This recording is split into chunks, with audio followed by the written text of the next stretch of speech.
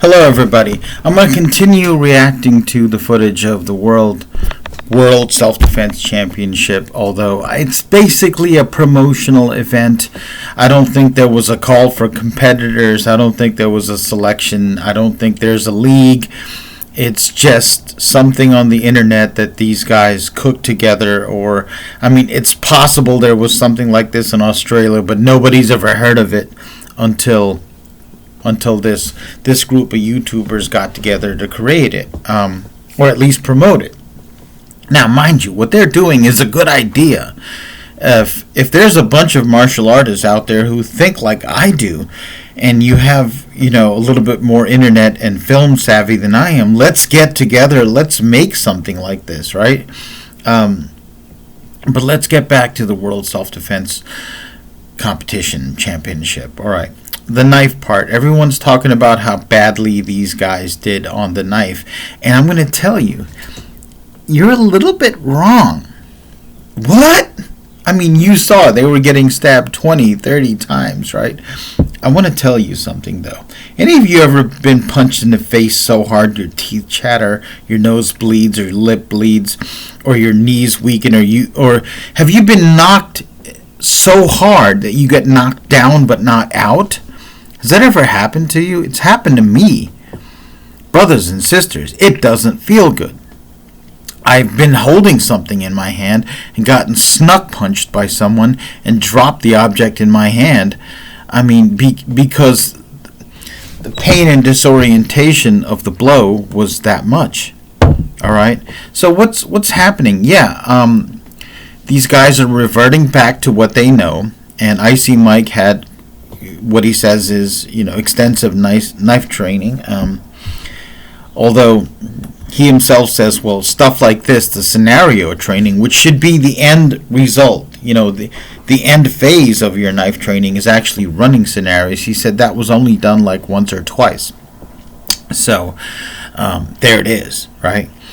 But actually, if you look at Jeff Chan, if you look at Sensei Seth, if you look at Ramsey Dewey, oftentimes in the very beginning they got a hard punch or hard kick to someone's face when this thing started off.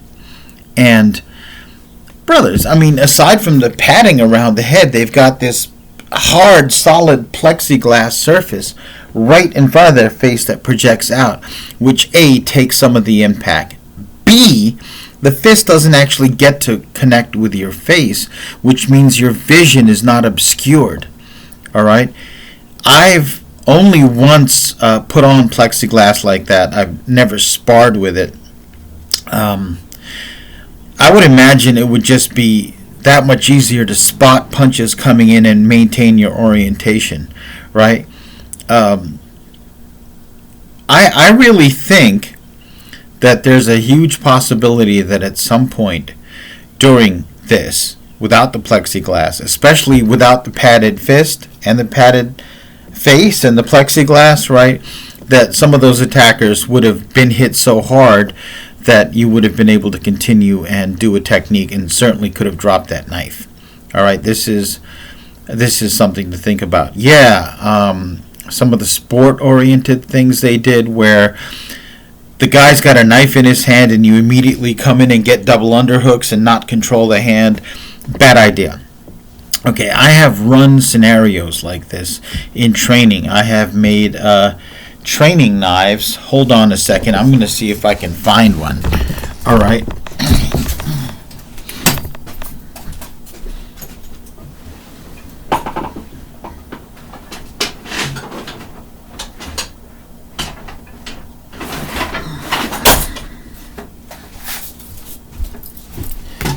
This is a sword trainer, but I've made PVC pipe trainers that are only this big, and basically you take a foam from a pool noodle or something like that and then duct tape it, right?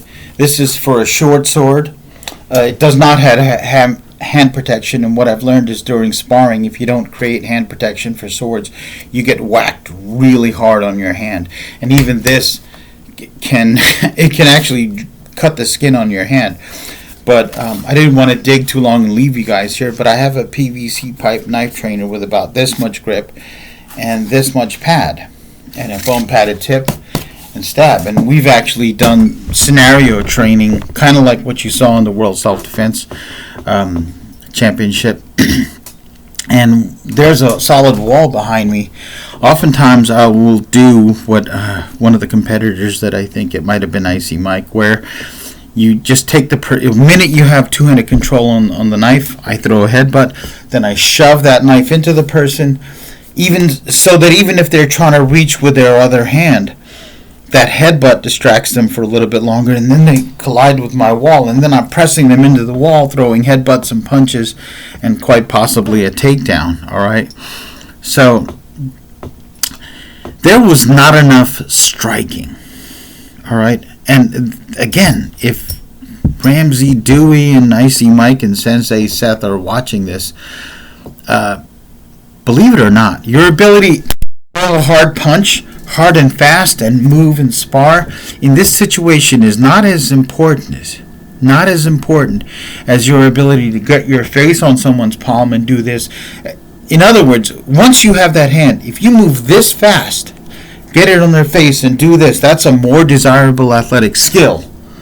All right, because it begins to distract and take away from that person's will and ability. And if you have this type of grip on someone and start pushing your palm in as you put your weight into them against the wall, that is as debilitating and effective as punching them 3 or 4 times, following through with an elbow and a knee. Okay, it is really hard to concentrate on keeping that weapon in your hand while something's happening to your eye. And also, I think many of you are not understanding what happens with the human face. There are lots of nerves superficial on the human face. So by getting hit with the full force of a punch but having it stopped by plexiglass, the shock is transferred to the major nerves, to the neck, the spine. But the minor, so-called minor nerves, if they get hit and compressed, they begin to activate. And that can cause debilitation, that can cause dizziness, that can cause weakness. Your body begins to react to it. All right? So even a less powerful punch to this nerve, okay, to the bridge of the nose, causing it to break and bleed. A broken nose usually results in blood going down your breathing tube, and you have to stop and spit it out. A cut above your eye, you have to put your hand up there and stop it because it will blind you, and so you wind up doing something like this, and there's your knife, and then the person can lock it. Okay?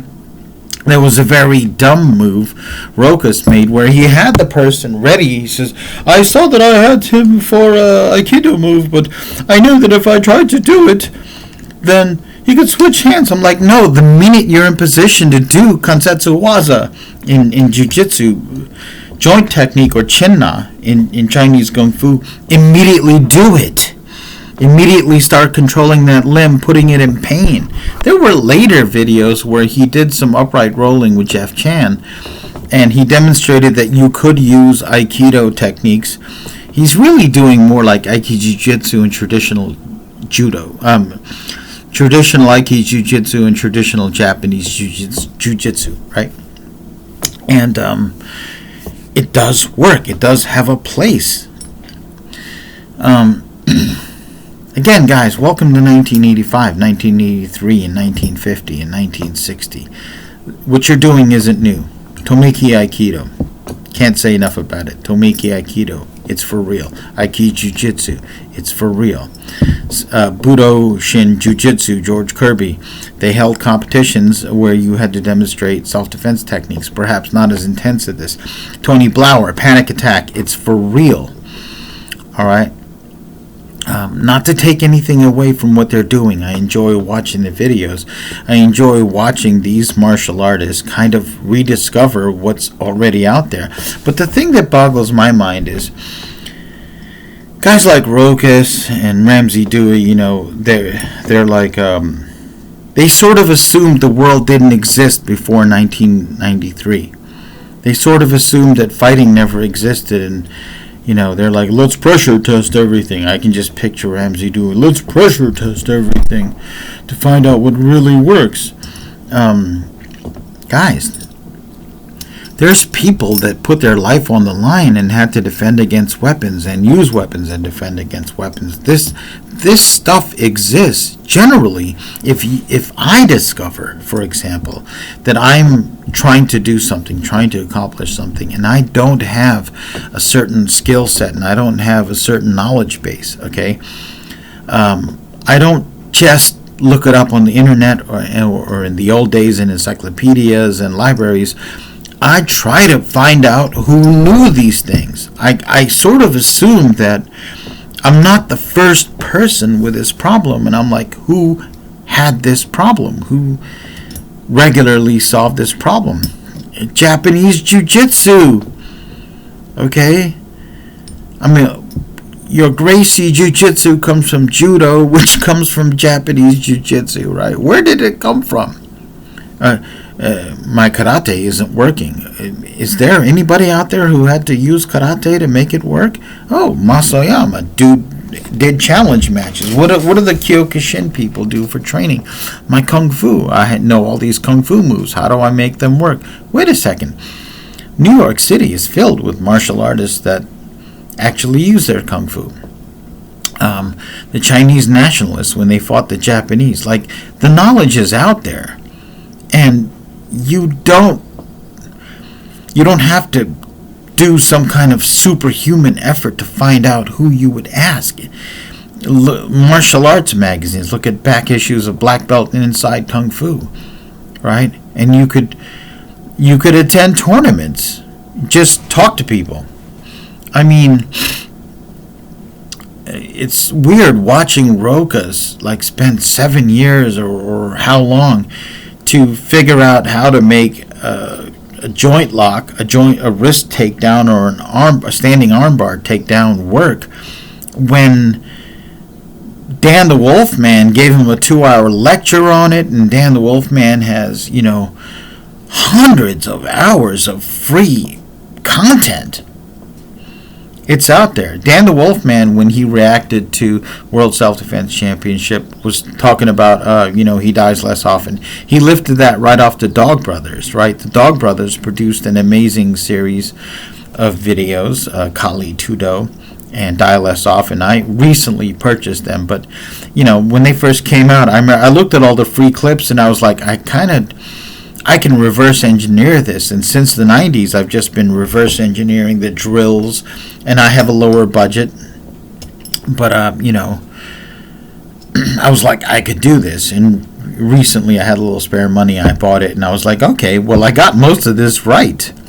Okay, there's still a couple things that I got out of the video series that I was like, okay, this is new, but I think I got like 60% of the material I was able to reverse engineer by looking at them, and also because I had a background in Filipino martial arts, I looked at his instructors, because he learned from Danny Nasanto and whatnot, and I looked at their material, and I actually, again, talked to people. I found out people who knew.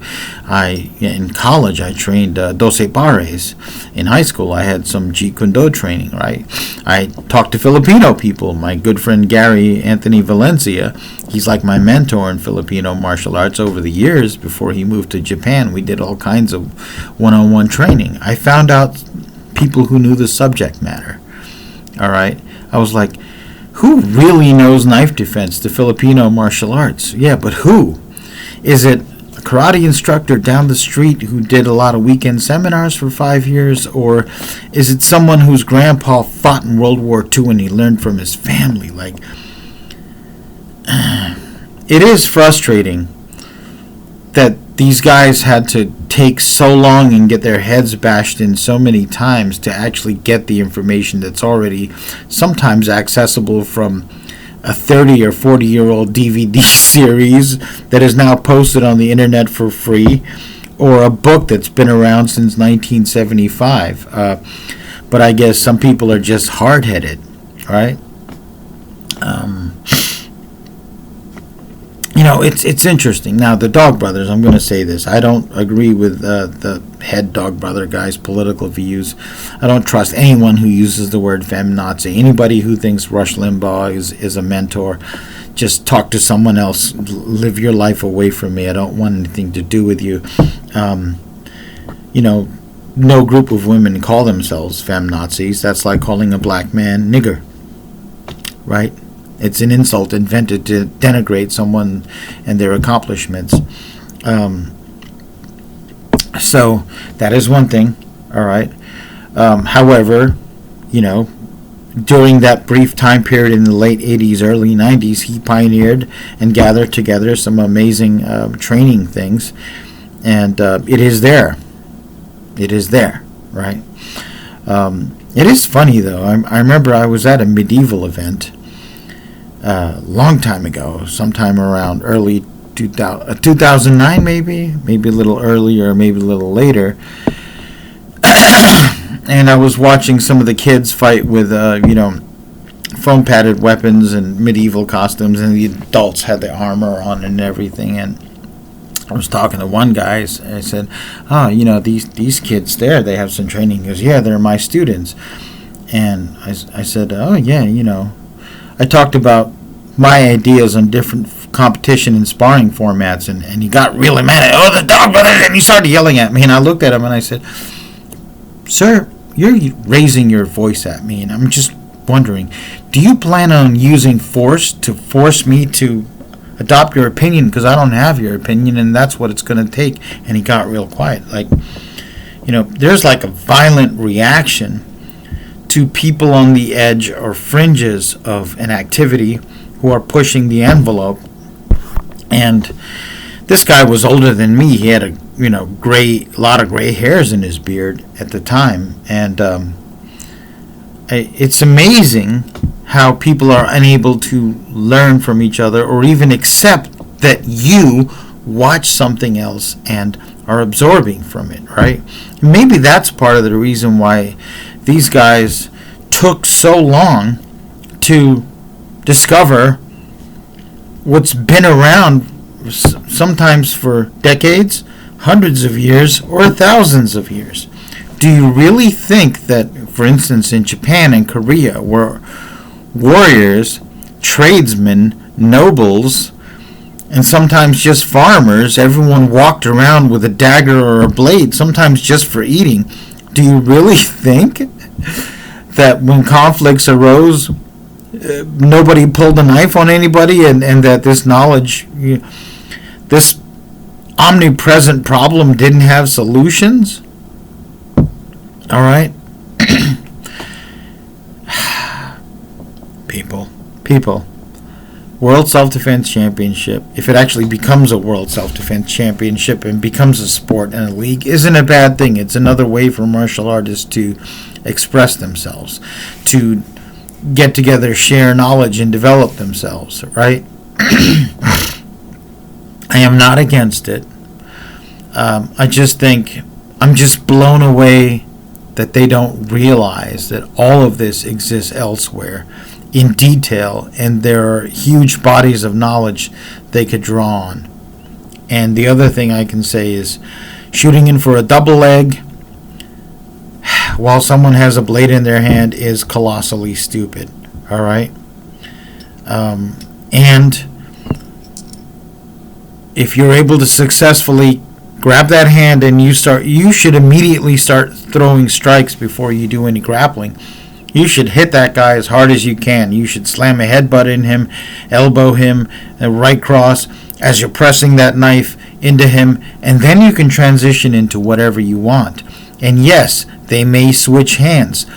It's a lot harder to switch hands. Believe it or not, all your trapping skills. Okay, when you pox out grab and slam that into that person and immediately strike, then you get your two-handed grip. That's a lot smarter than, okay, I've got you. Why are all these things hitting me? That's the training knife slamming into you 30 times. Here's the other thing. The nut shots. Again, without the cup and the padded hands, there were a lot of light shots to the nuts, and the attacker just kept going. I mean, there's a reason why these guys are not willing to do this without the chest protection, without the face protection, without the plexiglass, and without the cup. There's a reason why that's happening. If it was, believe it or not, those defenders would do a hell of a lot better than they did. All right, so again, great stuff, great content, great concept, but just bear in mind that anatomy responds to impact and disruption. You know, if there's one thing I'm getting out of this, it's something the target focus training people took from Kung Fu Sansu. Target focus training is just basically an evolution of Kung Fu Sansu, a little bit watered down, a little bit pared down, okay, easy to absorb. And, you know, one thing they say repeatedly is that, you know, the fight ends when someone is injured. Things begin to change when someone is actually injured, right? If you have a knife in your hand and you're trying to do the prison sewing machine, and immediately that knife is controlled, and the first thing that happens is your nose gets broken. I mean broken, with a huge follow-through shot. Remember, a lot of these guys are not using anywhere near their full power, okay? The first thing that happens is your nose breaks, your eye begins to water, your breathing is disrupted, and you're spitting blood out of your mouth. Your effectiveness with that knife begins to be diminished, and the next thing that happens, you get hit on the side of the neck. A thumb goes in your eye and starts tunneling in, like properly tunneling in. Again, your effectiveness in striking with that knife, in doing anything, a proper injury or series of injuries induces panic mentally as well as the physical debilitation. All right, demoralization. Had Sensei Seth, Ramsey Dewey, Icy MIke, and Jeff Chan, for example, had they been doing the drill, if, you know, that knife comes in and you hit and you follow completely through with your strike to the nose, tilt that head back as far back as it can go as you strike. All right, it would be a different effect on the knife-wielding attacker, as opposed to a series of punches that were thrown, you know, it would look like some of them were around 30 to 50%. All right? It's just different. It's just different. Anyway, enough of my rant. It is fun reacting to this, so y'all have a good day.